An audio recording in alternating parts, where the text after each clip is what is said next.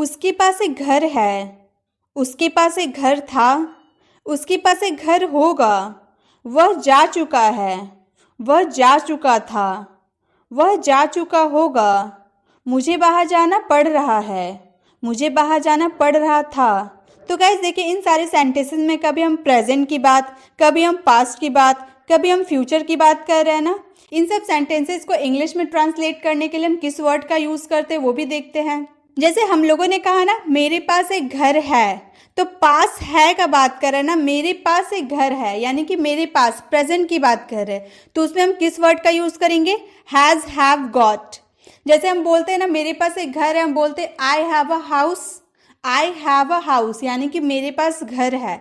लेकिन यहाँ देखिए, हम गॉट का भी यूज़ कर रहे हैं ना, तो हम इस तरह से भी बोल सकते हैं I have got a house. I have a house मतलब भी मेरे पास घर है, I have got a house मतलब भी मेरे पास घर है। दोनों का मतलब सेम होगा, बस इंग्लिश दो तरह से होगा और हिंदी उसका सेम होगा।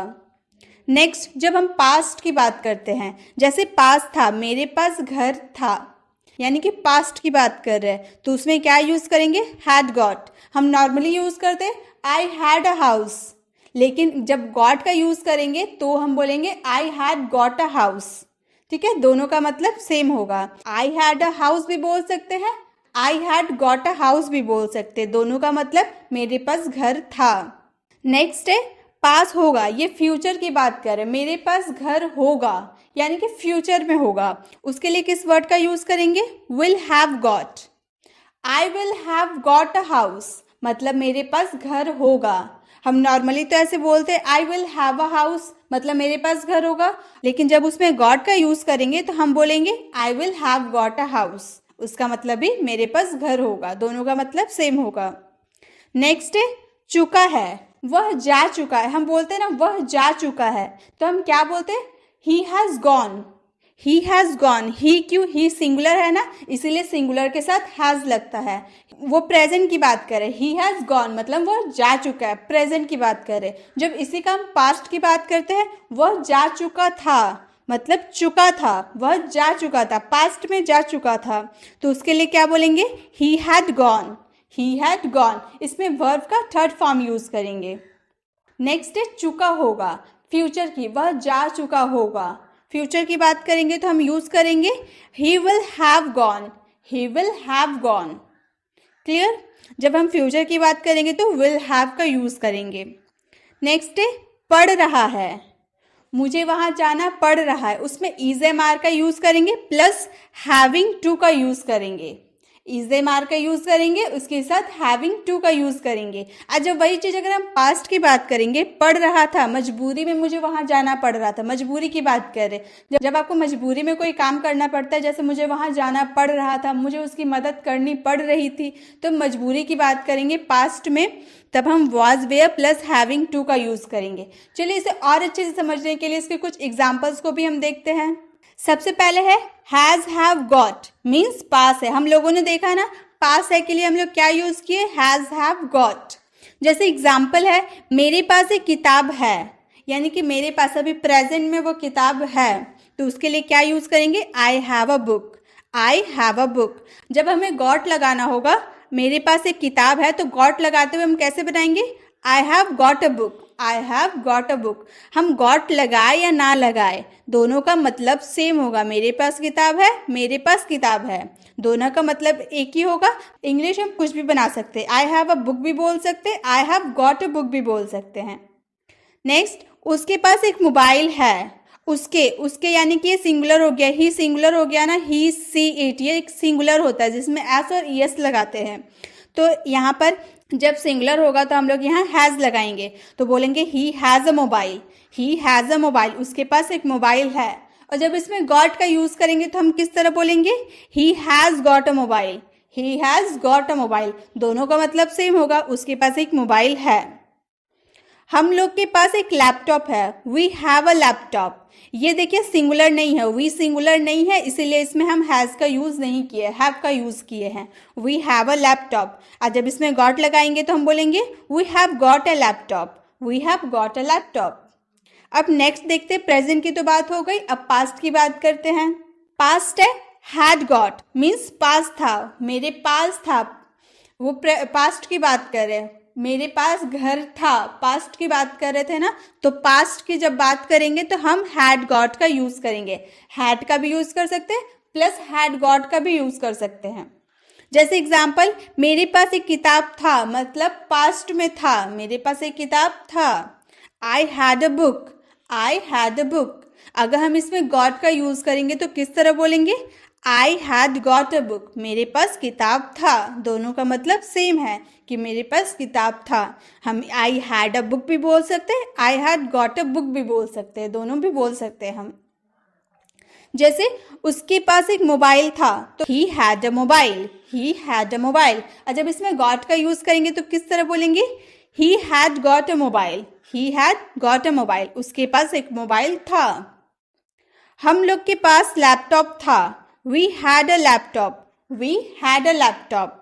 और जब इसमें गॉट का यूज करेंगे तो बोलेंगे we had got a laptop, we had got a laptop. Next होगा, मेरे पास एक कार होगी, मतलब फ्यूचर में होगी, तो फ्यूचर में किसी फ्यूचर में पास होने के लिए हम क्या यूज करेंगे? विल हैव गॉट का, विल हैव का भी यूज कर सकते हैं प्लस विल हैव गॉट का भी यूज कर सकते हैं। एग्जाम्पल, मेरे पास एक कार होगा, आई will have a car, I will have a car. जब इसमें गॉट का यूज कर देंगे तो किस तरह बोलेंगे? I will have got a car, I will have got a car. उसके पास घर होगा, he will have a home, he will have a home.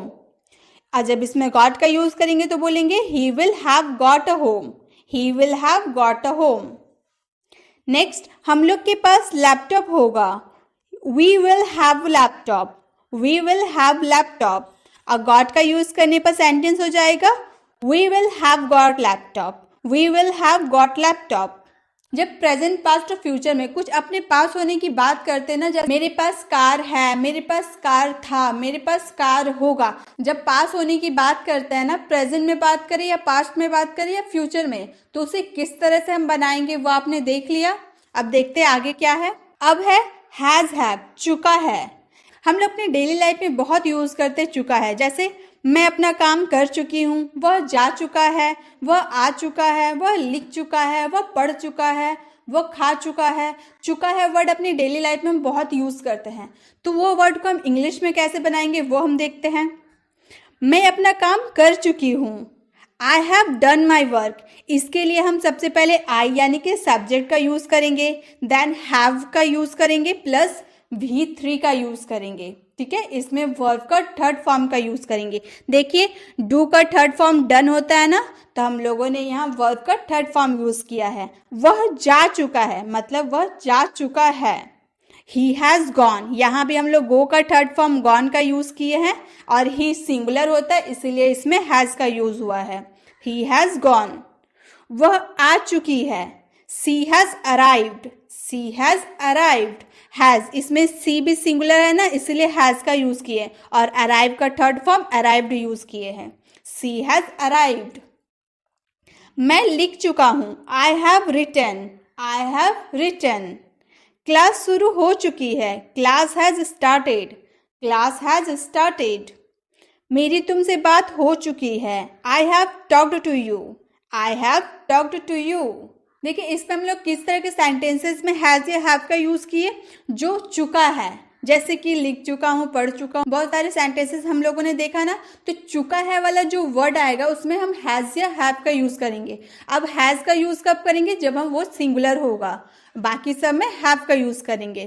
Clear? अब ये तो था प्रेजेंट का, अब इसका पास्ट की बात करते हैं। जब पास्ट की बात करते हैं, जैसे चुका था, चुका था के लिए हैड, वह पढ़ चुका था, वह लिख चुका था। अभी हम लोगों ने लिख चुका है की बात किए थे ना प्रेजेंट की, अब बात करेंगे था की, पास्ट की बात करेंगे। जैसे मैं अपना काम कर चुकी थी, आई had done my work, I had done my work. सबसे पहले सब्जेक्ट, फिर हैड, उसके बाद वर्ब का थर्ड फॉर्म।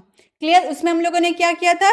उसमें मैं अपना काम कर चुकी हूँ, I have done my work बोले थे ना। सबसे पहले सब्जेक्ट, फिर हैव, उसके बाद वर्ब का थर्ड फॉर्म। और इसमें हम लोगों ने क्या देखा? जब पास्ट की बात करेंगे तो हम करेंगे subject plus had plus verb का third form, I had done my work. वह जा चुका था, he had gone, he had gone, ये भी gone वर्ब का थर्ड फॉर्म है, he had gone। वह आ चुकी थी, she had arrived, she had arrived। मैं लिख चुका था, I had written, I had written। Class शुरू हो चुका था, class had started, class had started। मेरी तुमसे बात हो चुकी थी, I had talked to you, I had talked to you।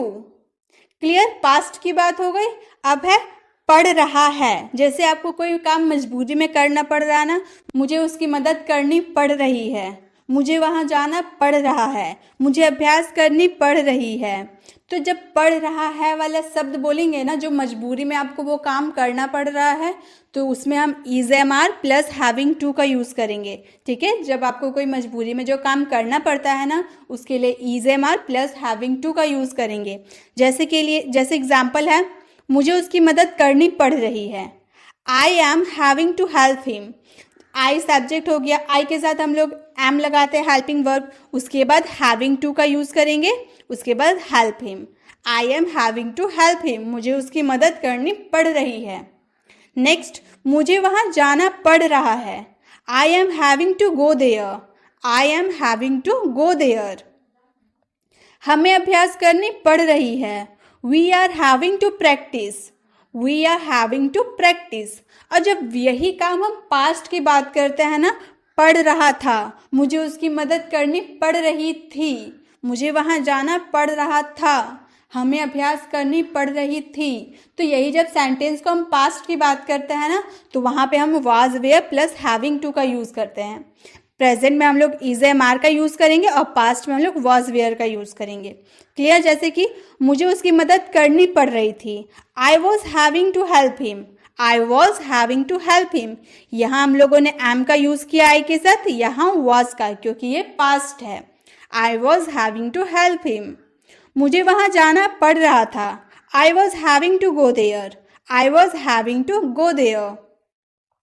हमें अभ्यास करनी पड़ रही थी, we were having to practise, we were having to practise. हमें अभ्यास करनी पड़ रही थी। क्लियर गाइस, तो हम लोगों ने इन सारे सेंटेंसेस को कैसे इंग्लिश में ट्रांस किया, आई होप आपको समझ में आया होगा। अब बारी है होमवर्क की। आज का आपका होमवर्क है, मुझे पढ़ाना पड़ रहा था। आई होप आपने पूरा वीडियो देखा, आपको कोई सेंटेंसेस को समझ में आ रहा होगा इसमें क्या यूज़ करना है। तो गाइस आप झट से इसका आंसर कमेंट बॉक्स में कीजिए। अगर वीडियो अच्छी लगी तो वीडियो को लाइक करें।